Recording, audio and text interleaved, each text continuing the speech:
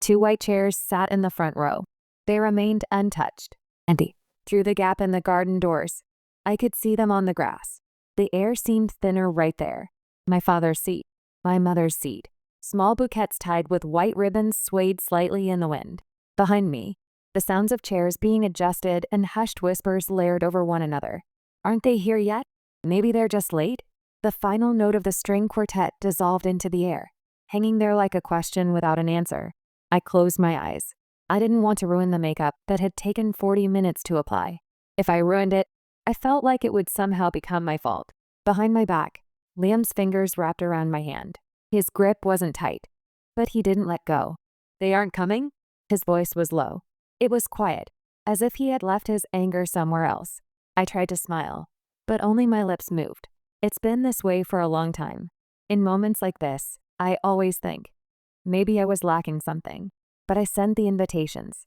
I sent follow-up messages. Still, those empty seats remain unfilled, deep inside my chest. A single short phrase falls into place.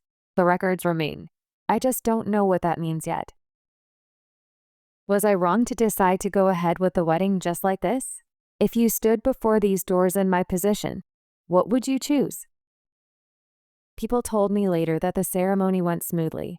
Personally, I don't remember enough of it to agree. I'm Sarah, 32 years old. I work as a software engineer. I'm better at looking at specifications and logs than reading people's expressions. I have a habit of trusting things that leave a record over vague explanations. My family consists of my father, my mother, and my older sister, Harper. Harper is 3 years older than me. She has always been the standout. She isn't afraid of being in front of people. She acts naturally when all eyes are on her. I was often next to her. It wasn't that we were compared explicitly, but standing side by side, our roles were set. She stepped forward. I stepped back. It was an unspoken understanding. No one ever had to say it out loud. My father was the decision maker, both inside and outside the home. My mother cared deeply about how others saw us, how the family looked, how her daughters appeared. That was what gave her peace of mind. I don't think they looked down on me. It's just that having my sister at the center became the default configuration before anyone noticed. I was the low-maintenance child. I thought for myself, adjusted my schedule, and didn't cause problems.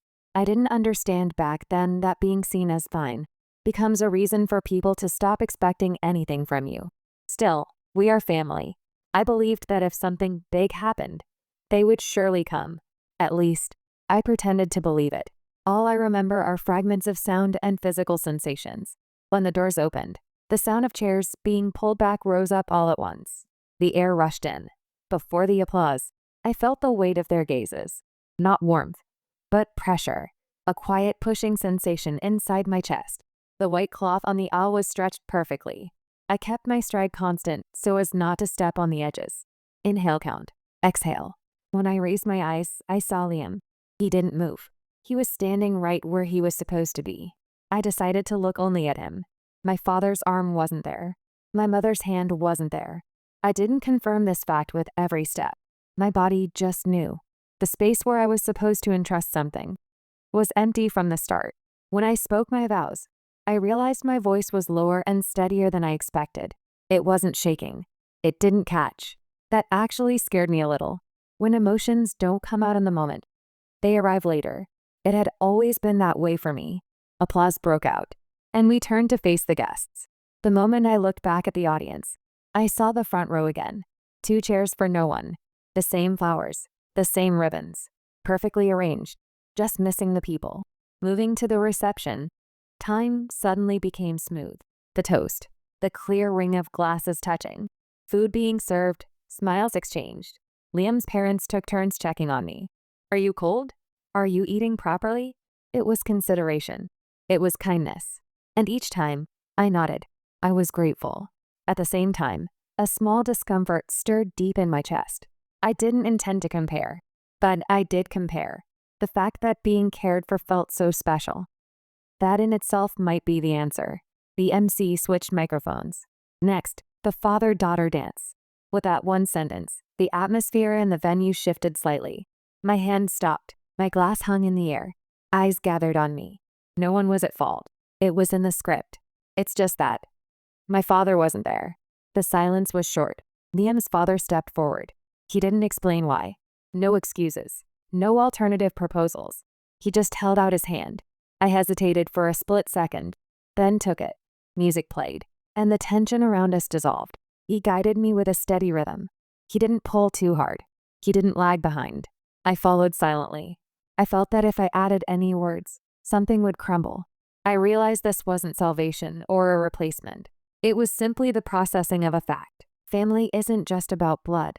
When he whispered that, I nodded. But I wasn't ready to fully accept those words yet. By the time the ceremony settled down, my phone vibrated inside my dress. Once, twice, 3 times. The sender was my sister. The first was a short sentence. They say the invitation never arrived. Next, a slightly longer one. Mom is crying. Why would you do such a thing? Finally, words that made my fingertips go cold. Just say you forgot. That settles it. Don't do anything unnecessary. I left the room and went out into the hallway. The air conditioning was too strong. I stood in front of a mirror and pretended to fix my makeup. It hadn't run. My eyes, my mouth, they looked exactly as they did before the ceremony started. Pretend I forgot. That was being offered as the natural solution. A story where no one gets hurt. A story that is easy to explain. In exchange, I get distorted just a little bit. I didn't forget. I sent them. I confirmed them. I sent reminders. Still, what was being demanded now wasn't the truth, but consistency with their narrative. I put my phone back and returned to the venue. I was able to smile. I responded to conversations. I posed for photos. But deep in my chest, a short phrase repeated itself. The records remain. At that point, I still didn't know what that would mean. The morning after the wedding, I woke up before my alarm. The white of the ceiling looked a little lower than a hotel's. My body felt like it was holding judgment on whether last night was a dream or reality. Liam was still sleeping. His breathing was steady, and I had no reason to wake him. I picked up my phone. No new notifications. I didn't know if that was a good thing. The breakfast tray arrived, and the smell of coffee filled the room. I adjusted my grip on the cup several times before finally taking a sip. It shouldn't have tasted bad, but the flavor was indistinct. I told myself it was just my imagination and drank it all. Before noon, a message arrived from my sister. Mom and Dad are in shock, followed immediately by, "They're saying you didn't invite them properly." I stared at the screen and didn't move my fingers for a while.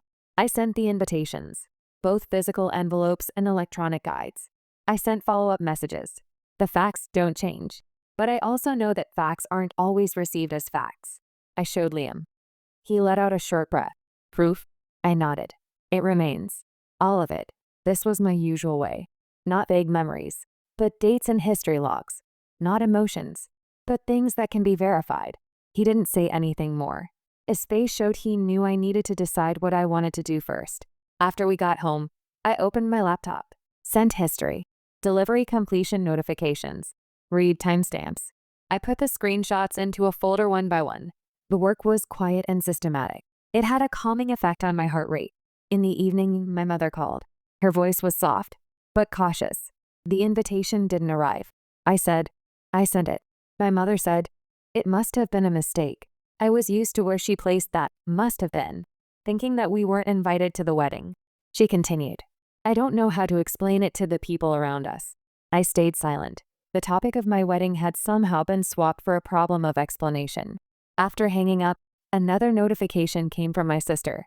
"Why not just say you forgot? It keeps the peace. Bringing it up now is childish." Childish was a convenient word. Not speaking the truth became maturity. Keeping the water calm became the correct answer. I had followed that rule, at least, until now. The next day, messages from relatives increased. "Did something happen? Your mom and dad are really depressed." The wording varied, but the center was the same. I didn't rush to answer. I just replied, "I'll talk after I sort things out a bit." When I returned to the office, work was waiting. Code is honest. It runs exactly as typed. During lunch break, a colleague asked casually, "How was the wedding?" I answered, "It went off without a hitch." That wasn't a lie. After work, Liam said, "Who gets to decide if you're the bad guy?" I couldn't answer immediately. When the person deciding isn't clear, I always freeze. That night, a long message arrived from my sister. How hurt our parents are. How the family image will suffer. the impact on upcoming events. The text was logical, and the placement of emotions was designated. I started writing a reply, then deleted it. A sentence listing facts. A sentence suppressing emotion. I didn't send any of them. Instead, I looked back at the folder. Dates, subject lines, delivery completions. The short phrase came to mind again. The records remain. I haven't decided how to use them yet. Not deciding was what I needed right now. The night deepened, and rain hit the window. I lay on the bed and looked at the ceiling. The possibility that I am in the wrong hasn't disappeared yet, but the choice to pretend the facts didn't exist didn't feel right either. I won't use the phrase, drawing a line, yet. I'm just measuring the distance. The distance between me and this family. For the first time, gathering facts requires no emotion. That's how I've always worked. If a problem occurs, look at the logs. Form a hypothesis. Verify it. Don't guess people's intentions. Handle only what remains. I thought this was a method I wouldn't use for family matters. Several days passed. The contact didn't stop. The content changed shape little by little, but flowed in the same direction. From my mother, the words, "I'm worried," increased. From my father, abstract talk about how a family should be. From my sister, a vague pressure that everyone is troubled. No one explained why they didn't come. No one confirmed whether it had arrived or not. The topic always shifted to, is there any need to dig this up now? I didn't rush my replies. If I argued back immediately, it would become an exchange of emotions. If I stayed silent, the words multiplied to fill the silence. At night, Liam said while drying dishes in the kitchen, "You don't have to answer if you don't want to." It sounded like permission, and also like the presentation of an option. I opened my laptop. I created a new folder and named it with the date. I put the files in one by one. Electronic invitation sending history, notifications indicating they were opened, postal tracking numbers and delivery completion screens, confirmation messages sent before the wedding, dates with no replies. The work was indifferent. No need to trace memories. Just arranging the order. Halfway through, my sister called. I didn't answer. On the voicemail, she left the message. "If we talk, you'll understand." I thought about who the subject of understand was. Who needs to understand? The next day, alone during lunch break at work, I reviewed the folder. When arranged chronologically, things became visible. The period when contact stopped. The moment the topic changed. The fact that no one confirmed anything right before the ceremony. The records were consistent. Much quieter and much more certain than my memory. That night, I wrote a short email. To my parents. I chose my words carefully, shaving off emotion, leaving only facts. I sent invitations via both email and post. I have records of delivery and opening. I understand the reasons you couldn't come. However, I cannot agree with the explanation that it wasn't sent as a fact. Reading it back, I hesitated a little. Is the sentence, "I understand," really necessary? Still, I kept it, whether I understand or not. Maintaining the appearance of understanding has been my role until now. Before pressing send, Liam sat next to me. He looked at the screen and didn't say anything. I sent it just like that. The reply didn't come immediately. Instead, a message arrived from my sister. Why use that tone? Mom and Dad feel like they're being blamed. This isn't something to bring out evidence for. The word evidence floated strangely, a word not expected to be used in family conversations. I didn't reply. Instead, I saved my sister's message in the folder, along with the timestamp. The next morning, a long email came from my mother about being hurt, about how she's explaining it to people around her, about my sister's important upcoming schedule, and a proposal. If you just say you forgot, everything will be resolved smoothly. I scrolled through the screen, steadying my breathing. It took the form of a proposal, but there was only one option. Forget. Withdraw the facts. Receive peace in return. I have swallowed that condition many times. Should I do it this time too? Liam was drinking coffee silently beside me. I asked him, "Am I being cold?" He shook his head. "You're just being accurate. Accuracy can look like coldness sometimes. I've experienced that many times." I created an additional file. Title, timeline. No opinions included. No evaluations. Writing only what happened. When I finished writing, it was night. There was no sense of accomplishment, just that inside my head. It became a little quieter. The short words came to mind again. The records remain. It is not a tool for attack. It is a line to keep from forgetting. I still haven't discarded the possibility that I am in the wrong. Maybe there was a softer way to say it. There was the option to stay silent and let it pass. Still, keeping the role of erasing facts didn't seem right anymore. At this point, I hadn't decided anything, but the standard for measuring distance had changed. Not by emotion, but by the records. My sister's schedule was referred to as the important day in my mother's email. No specific name was written, but I knew. Things named important in our family are usually prepared for my sister. That weekend, a call came from my parents' house asking, "Can we talk a bit?" It was my father's voice. Short, placing the conclusion first. I wanted to refuse, but I caught myself looking for a reason to refuse. The habit of searching for reasons itself felt like following the family rules. In person is better, my father said. Phone calls increase misunderstandings. Misunderstanding. That was a convenient word. It allows the conversation to move from whether it arrived to how everyone feels. I took a breath and answered, "I'll come." My voice was flat, which surprised me a little. Liam said he would come too. I hesitated for a moment. Bringing a spouse to a family talk might be seen as exaggerating. Thinking that way was me leaning toward the family's standards again. I nodded. My parents' entryway was tidy as always. Shoes lined up neatly, a seasonal wreath on the door. I know my mother has always cherished how the house looks from the outside.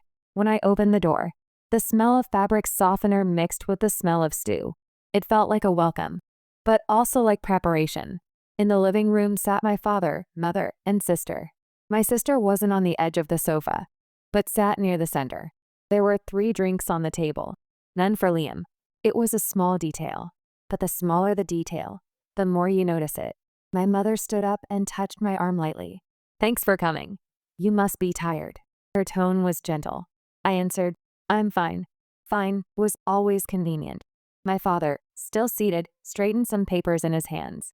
Documents, a newspaper, or just a habit. I didn't know. "First, I want to confirm." My father spoke. "Do you believe that we weren't invited?" I shook my head. "I don't think that. I invited you. I sent them. There are records." My sister cut in immediately. "Hey, stop that. Stop talking like that right now." Her voice was calm, but it took the shape of a restraint. "This isn't about records or whatever. We're family, aren't we?" When the word family comes out, the argument expands. Once it expands, they can land anywhere they want. I rephrased. What I want to convey is that the explanation, "it wasn't sent," is not a fact. My mother let out a small sigh. "No one is saying you did it on purpose."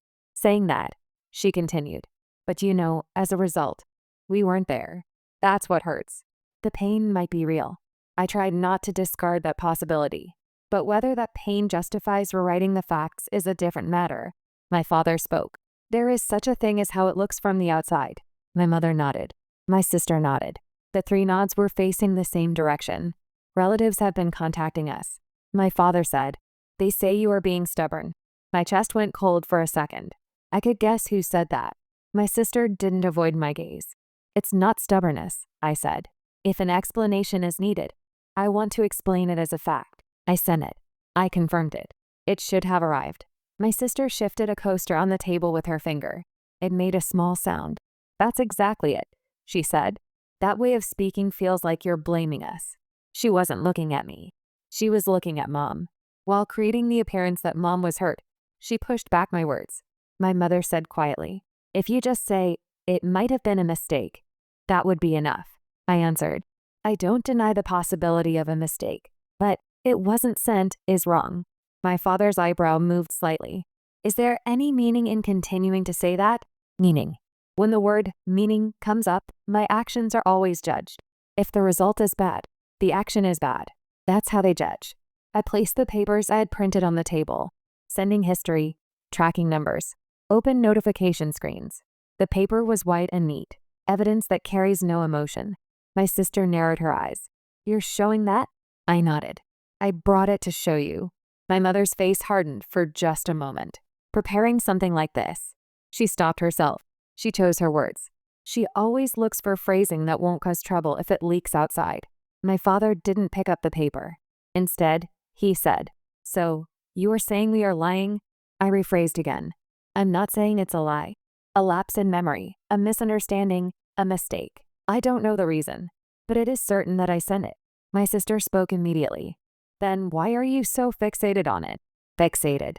When I try to protect the facts, it becomes fixation.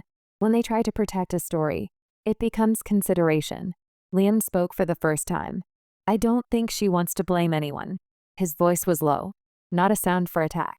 She just wants a correction. Because the story that you weren't invited is different from the facts. My father looked at Liam. For a moment, a gaze of assessment, then back to me. You're letting your husband speak on this? I inhaled. If I got angry here, it would be easy to understand. But anger always works against me in this house. I said flatly, because when I'm alone, I often get talked down. The moment I said it, the air in the room dropped a degree. My mother whispered, "What a thing to say." My sister made eyes that said, "See?" My father fell silent. I chewed on my own words. Talked down. Is that an assertion? I still leave open the possibility that I am wrong. Maybe I am in a state close to paranoia. But I have seen countless conversations end with me being the only one apologizing. My mother spoke as if to return the conversation. Anyway, let's think about the future. My mother's future is always paired with how it looks from the outside. There's your sister's schedule too, she continued. Relatives will gather. You'll come too, right? My sister smiled. The smile was in the shape of a confirmation. It's obvious you'll participate. My father tapped the table lightly. Not a loud sound. A tapping like a signal. Just say one word, and it's done, he said. It's for the family. For the family. I have received that phrase so many times. But this time, I felt the family didn't include a place for me. It only included the appearance of the box called family. I took the papers and put them back in the envelope. I cannot erase the facts in the form of an apology. When I said that, my sister laughed a little. You're exaggerating, she said. It's not about erasing facts.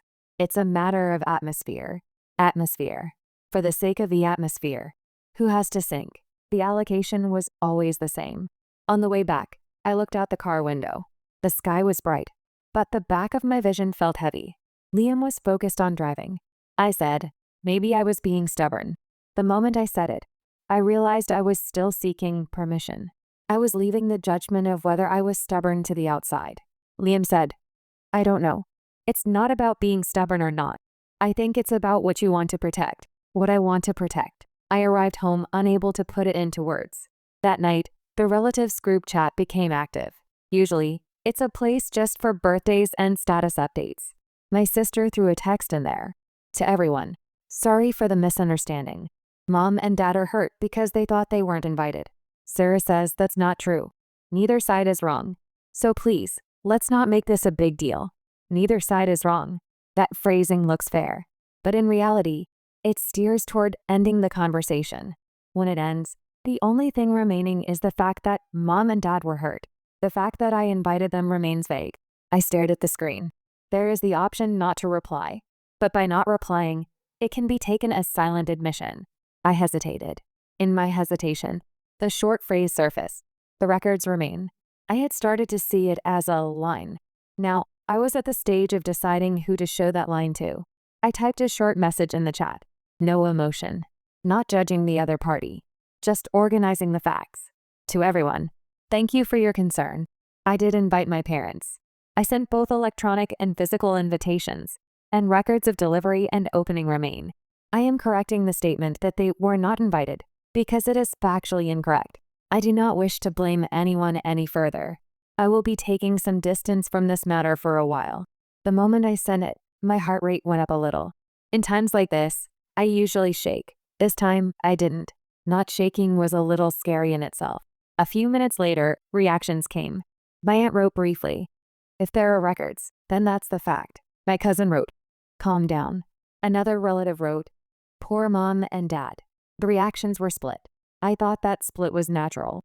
Everyone has their own view of family. My mother called. I didn't answer. On the voicemail, there was a crying voice. Why are you doing this? Do you want to destroy the family? Destroy. I have no intention of doing that. But I know the structure where, when a break happens, the responsibility always turns to me. A message came from my father too. You handled this wrong. Just that. No reason. Only a judgment of correctness was placed there. From my sister came a long text. Did you have to write that in front of everyone? Do you understand how hurt Mom is? You always put on this "I'm right" face and corner people. Right face. Did I say I was right? I just corrected it. If a correction looks like righteousness, is that a problem with my expression or a problem with how someone receives it? I drafted replies and deleted them. If I put in "sorry," the facts become vague again. If I write "I'm not wrong," it becomes a declaration of victory. Neither is correct. In the end, I replied briefly. I didn't write it to hurt anyone, but I cannot agree with the explanation that I didn't invite them. That is all. After sending it, I turned my phone face down. The action of turning it over resembles looking away from reality. But this time is different. I am looking at reality and trying to take distance. A few days later, an envelope arrived from my parents' house. Inside was a check. The amount was enough to cover part of the wedding costs.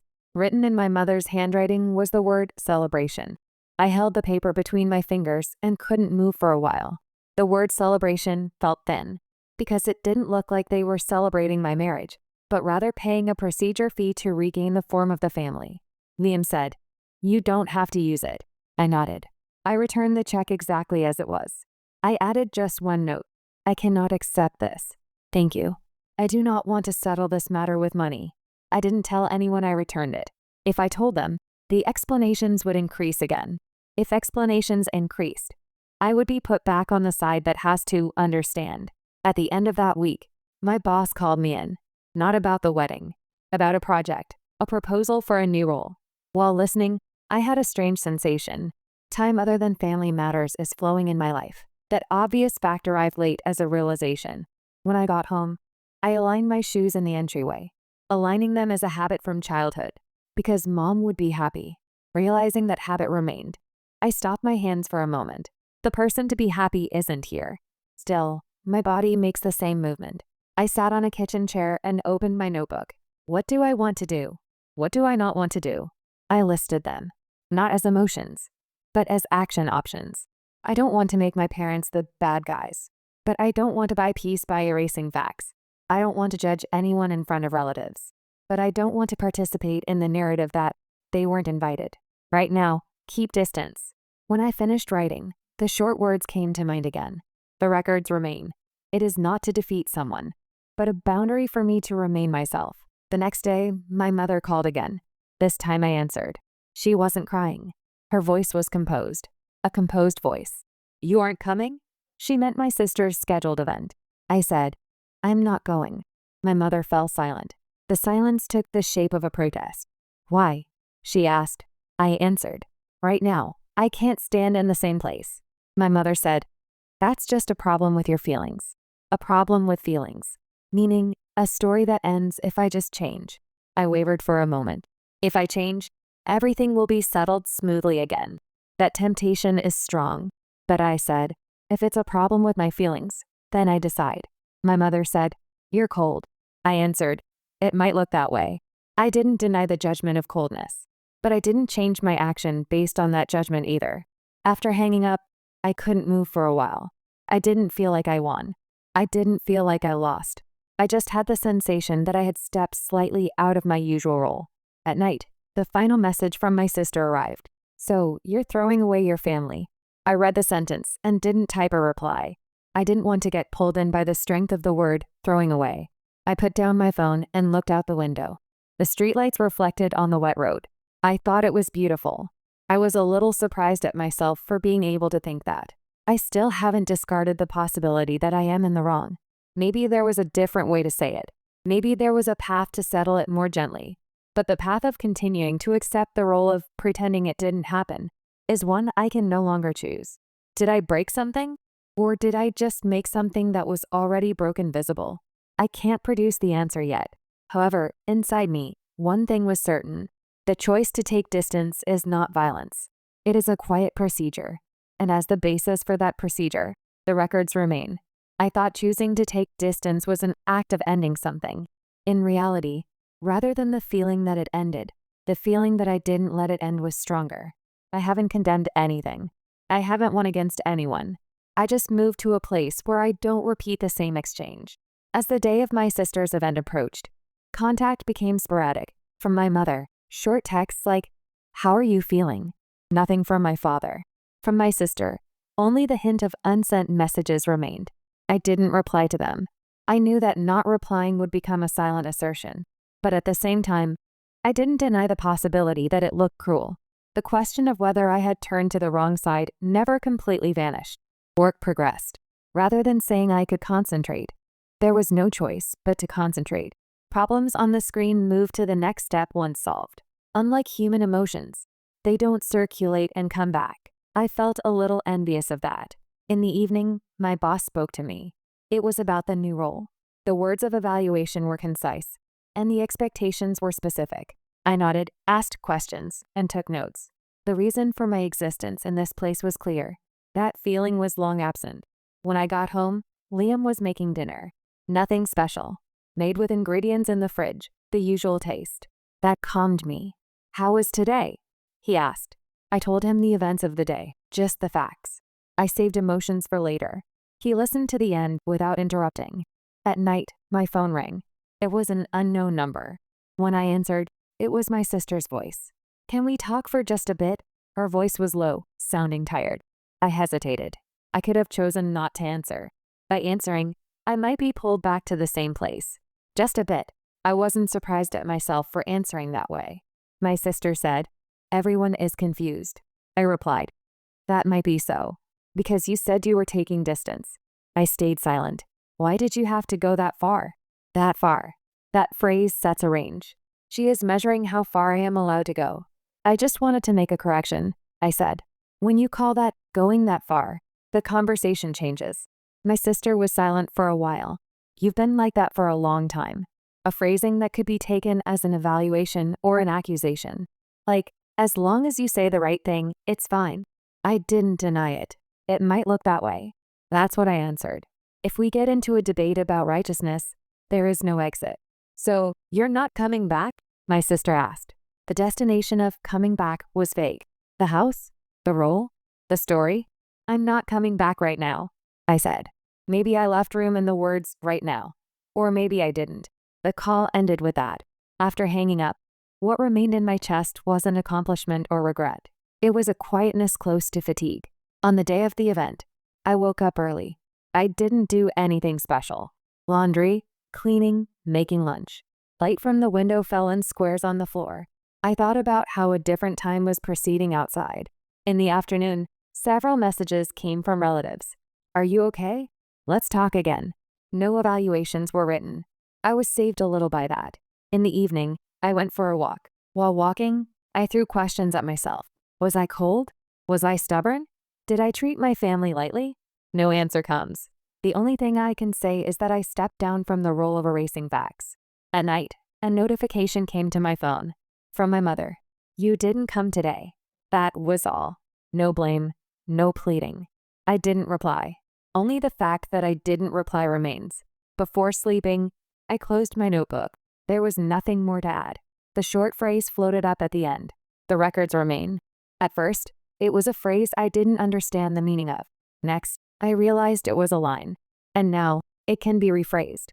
As long as the records remain, I do not lose my position.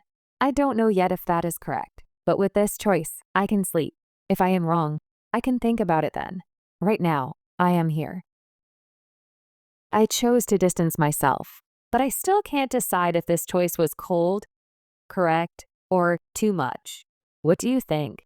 Was my action wrong?